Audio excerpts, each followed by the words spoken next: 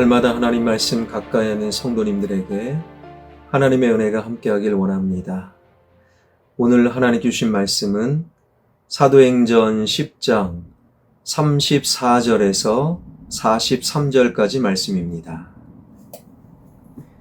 베드로가 입을 열어 말하되 내가 참으로 하나님은 사람의 외모를 보지 아니하시고 각 나라 중 하나님을 경외하며 의를 행하는 사람은 다 받으시는 줄 깨달았도다.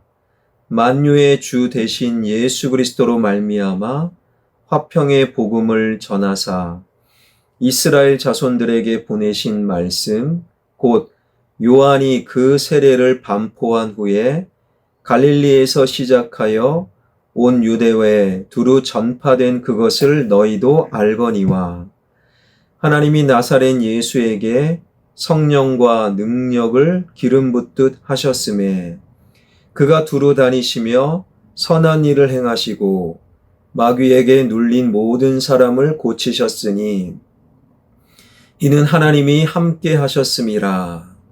우리는 유대인의 땅과 예루살렘에서 그가 행하신 모든 일의 증인이라. 그를 그들이 나무에 달아 죽였으나 하나님이 사흘 만에 다시 살리사 나타내시되 모든 백성에게 하신 것이 아니요 오직 미리 택하신 중인 곧 죽은 자 가운데서 부활하신 후 그를 모시고 음식을 먹은 우리에게 하신 것이라. 우리에게 명하사 백성에게 전도하되 하나님이 살아있는 자와 죽은 자의 재판장으로 정하신 자가 곧 이 사람인 것을 증언하게 하셨고 그에 대하여 모든 선지자도 증언하되 그를 믿는 사람들이 다 그의 이름을 힘입어 죄 사함을 받는다 하였느니라. 아멘. 복음의 문외 아닌 가이사랴와 가이사랴의 이방인 고넬료와 그의 일행들에게 복음은 화평의 복음이요 화평의 복음은 갈릴리에서부터 시작되었음을 일깨워준 베드로는 복음의 주체이신 예수 그리스도에 대한 본문 38절을 통해 이렇게 설교를 이어가고 있지요. 하나님이 나사렛 예수에게 성령과 능력을 기름 붓듯 하셨음에 그가 두루 다니시며 선한 일을 행하시고 마귀에게 눌린 모든 사람을 고치셨으니 이는 하나님이 함께 하셨음이라. 베드로는 주님을 가리켜 나사렛 예수라라고 부르고 있지요.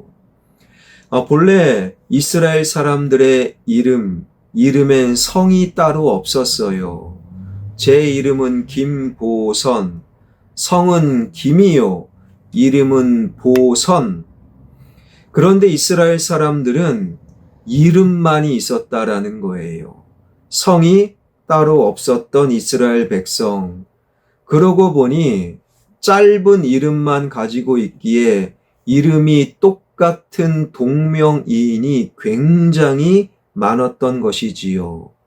따라서 이스라엘 사람들은 이름 앞에 그의 출신이나 그의 부모의 이름을 적어서 동명이인 이름이 같은 다른 사람들과 구별하였던 것이지요.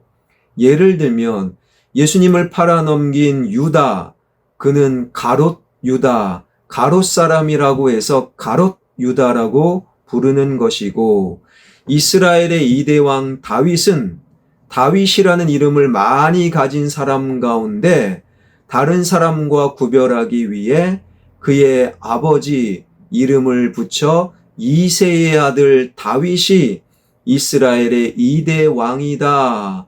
그런 식이었다라는 것이지요. 그런데 베드로는 복음의 핵심 그리고 십자가의 핵심인 그 예수님을 나사렛 출신의 예수다, 나사렛 예수다라고 소개하고 있다라는 것이지요. 그것은 당시 수많은 예수 가운데 나사렛 예수가 복음의 핵심이요 우리의 유일한 구원자다. 그러한 의미와 더불어 좀 더 깊은 의미가 숨겨져 있는데요. 예수님의 부활과 승천을 직접 목격했던 베드로는 예수님께서 하나님의 아들, 즉 성자 하나님이심을 명확히 알고 있었지요. 그럼에도 베드로는 복음의 문외한인 고넬료를 만나자마자 복음을 설교하면서 성자 하나님이신 예수님, 그렇게 설교하지 아니하고 그저 나사렛 예수를 강조하면서 예수 그리스도의 사람됨, 인성을 먼저 소개하고 있다라는 거예요. 예수님께서는 인간과 함께 하시기 위해 이 땅에 오신 분명한 하나님이셨지요. 그렇다고 해서 인간과 전혀 다른 모습을 지니고 오신 것이 아니었습니다. 예수 그리스도 그분도 아침에 일어나 오늘의 일을 하셨고 저녁이 되면 반드시 잠자리에 들어야만 했고 하루 3끼 끼니를 꼭 챙겨 드셨고 기쁜 일에 웃으시고 슬픈 일에 눈물을 흘리셨던 예수님 성자 하나님은 동시에 완전한 인간 나사렛 출신 예수님이셨다라는 거예요. 이 사실을 강조하기 위해 베드로는 보통 인간을 소개하는 것과 똑같이 나사렛 예수다라고 예수님을 소개하고 있는 것이지요.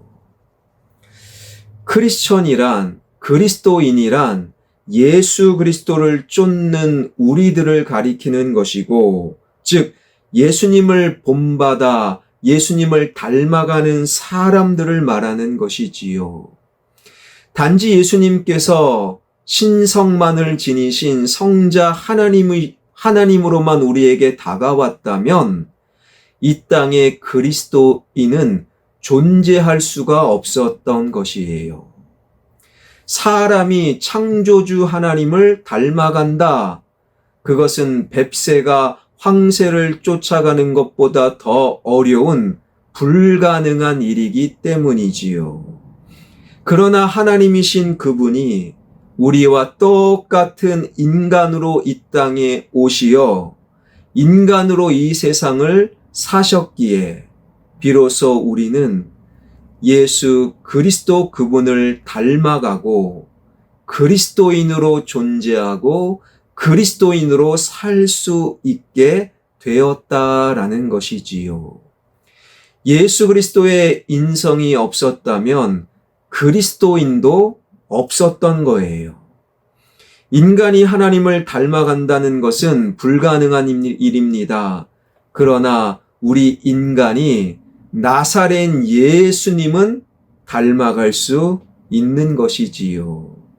이런 의미에서 베드로가 고넬료 일행에게 예수님은 성자 하나님 예수님이다라고 소개하지 않고 나사렛 예수라 소개한 것은 아직 주님을 알지 못하는 그러한 복음의 문외한들 그들을 위한 아름다운 배려였던 것이지요. 이에 베드로는 인간이셨던 나사렛 예수님께서 이 땅에 계시는 동안에 두루 다니며 어떤 일을 했는가? 착한 일을 행하시고 마귀에게 눌린 모든 자를 고치셨음을 밝히고 있지요. 여기에서 착한 일을 행하였다라는 헬라어는요, 은혜를 베푼다라는 의미예요. 나사렛 예수님은 이 땅에서 은혜를 베푸셨고, 그리고 마귀에게 눌린 영혼들을 고치시는 치료자였다라는 것이지요. 인간이셨던 예수님이 어떻게 그것이 가능했습니까? 38절을 다시금 확인해 보면요. 하나님이 나사렛 예수에게 성령과 능력을 기름 붓듯 하셨음에 그가 두루 다니시며 선한 일을 행하시고 마귀에게 눌린 모든 사람을 고치셨으니 이는 하나님이 함께 하셨음이라. 함께 하시는 하나님이 나사렛 예수님께 성령과 능력을 베풀어 주셨고 그 하나님의 귀한 통로가 되신 나사렛 예수님은 이 땅에 은혜를 베푸셨고 이 땅에 영육간의 치료자가 되셨다라는 것이지요. 여러분, 이것은 그리스도인 된 우리에게 참으로 놀라운 깨달음을 주는 거예요.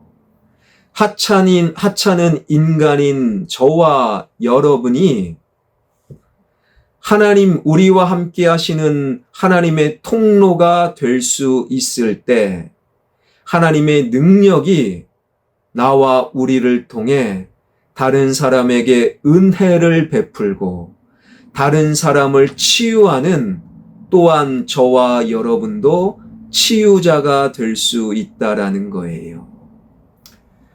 나사렛 예수님께서 하나님의 완벽한 통로가 되실 때 다른 사람에게 은혜를 베푸셨고 다른 사람을 치유했던 치유자가 되었던 것처럼 그리스도인 된 저와 여러분이 하나님 앞에 완벽한 통로가 될 때 다른 사람에게 은혜를 베풀고 다른 사람을 치유하는 치유자 될 수 있는 것이지요. 그렇다면 어떻게 우리가 하나님의 통로가 될 수 있겠습니까? 여러분, 이것은 우리 일상생활 속에 수도가 막혔어요, 하수구가 막혔어요, 그 모습을 잠시 생각하면 해답이 나와요. 언젠가 하수구에 물이 안 나갑니다. 물이 안 내려가요, 세면대에. 그래서 배수관을 열어보니까 머리카락이든 이물질이든 꽉 막혀 있어요. 그 이물질을 제거해야 물이 통합니다. 물이 관을 통해 제대로 나감을 통해 그 관은 온전한 통로 역할을 하는 것이지요. 그래서 통로로서 관은 늘 내 안에 이물질, 내 안에 찌꺼기가 끼어 있는지 스스로를 살펴야 되는 것이지요. 마찬가지입니다. 내 마음과 생각과 삶 가운데 영적인 이물질, 세상의 죄가 끼어 있을 때 그리스도인 된 우리는 결코 하나님의 통로 될 수 없는 거예요. 하나님의 말씀으로 내 말을 살피고 하나님의 말씀으로 내 생각과 내 삶과 영혼을 살펴 영혼의 찌꺼기를 날마다 제거할 때 우리는 비로소 하나님의 통로 되어 다른 사람에게 은혜를 베풀고 다른 사람을 치유하는 예수 그리스도를 담는 그리스도인이 될 수 있는 것이지요. 사랑하는 성도 여러분, 저와 여러분 예수 그리스도를 닮아가는 그리스도인입니다. 그리스도인으로 말씀으로 늘 내 영혼을 살펴 내 영혼의 내 말과 행동의 삶에 영적인 찌꺼기를 제거함으로 예수님을 닮아가는 진정한 그리스도인, 하나님의 통로로 오늘을 살아가는 저와 여러분, 우리 모두가 되길 주님의 이름으로 축원합니다. 기도하겠습니다. 우리는 예수님을 닮아 하나님의 통로 되어 다른 사람을 치유하고 은혜를 전달하는 하나님의 통로 그리스도인입니다. 하나님, 그리스도인임을 늘 기억하며 하나님의 말씀으로 내 영혼을 살피고 하나님의 말씀으로 내 말과 생각과 삶을 살핌으로 내 영혼과 삶에 영적 찌꺼기를 제거함으로 하나님을 온전히 닮아가는 그리스도인 되어 다른 사람을 위로하고 치유하는 예수 그리스도를 닮아가는 삶을 살게 하여 주옵소서. 우리 교회가 말씀이 있는 교회, 말씀을 묵상하는 교회 되어 우리 교회를 통한 하나님의 뜻이 이 사회에 전해지고 하나님의 능력이 우리 교회를 통하여 이 사회에 치유하는 교회가 되어 하나님 교회가 진정한 하나님의 집 화평교회 되게 하여 주옵소서. 지역개발과 함께 진행되는 예배당 건축 주님 손에 맡겨드리오니 그것이 가로주택 정비사업이든 모아타운이든 하나님 가장 좋은 길로 이것을 인도하여 주옵소서. 예수 그리스도의 이름으로 기도하옵나이다. 아멘.